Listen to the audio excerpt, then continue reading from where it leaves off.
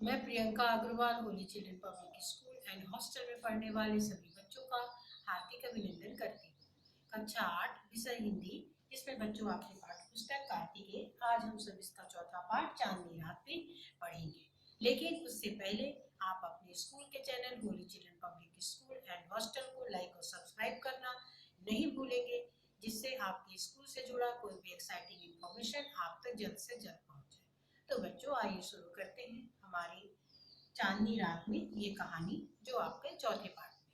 बच्चों, ये एक मादा भालू और उसके बच्चे की कहानी है, जो अनजान रास्ते पर, जो गांव की ओर जाता है, उस रास्ते पर बढ़े चले जाते हैं।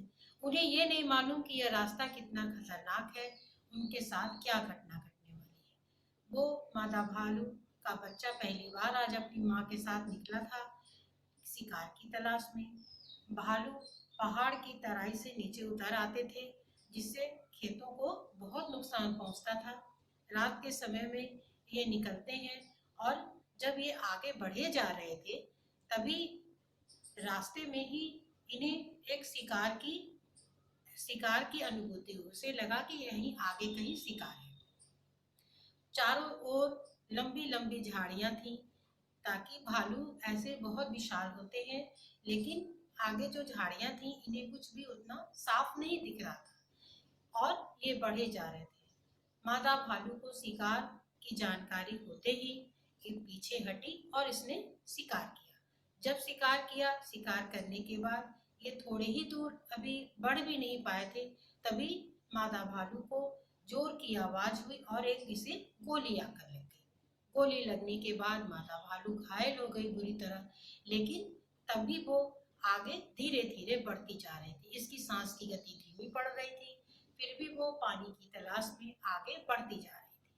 तभी थोड़ी दूर पर जल की कलकल ध्वनि सुनाई पड़ी।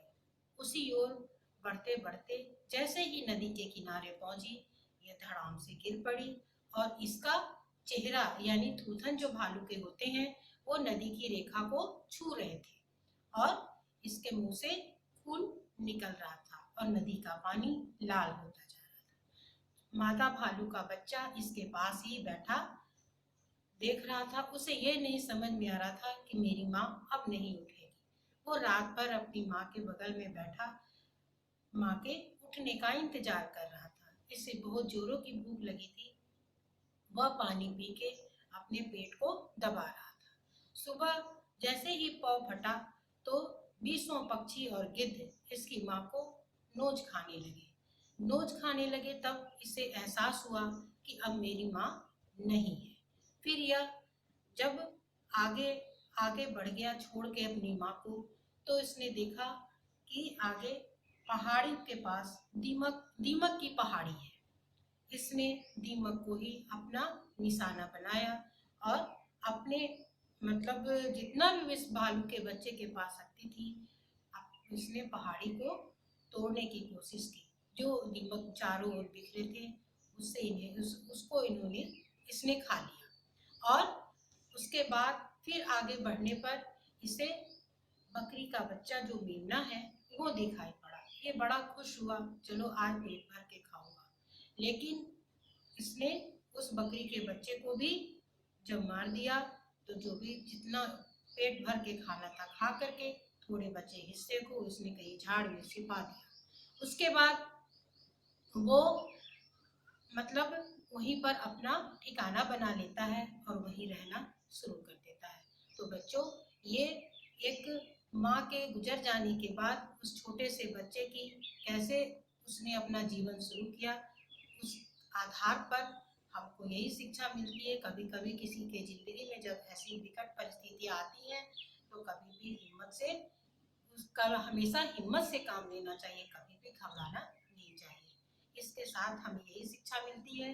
तो बच्चों, आपके बुक में जो एक्सरसाइज दिए गए हैं, वो आपको कंप्लीट करना है, और उसका एक्सरसाइज नोटबुक में भी कंप्लीट करना है। यही होमवर्क है। अगली कक्षा में अगले पाठ के साथ मैं फिर आऊंगी। तब तक के लिए धन्यवाद। घर में रहिए, सुरक्षित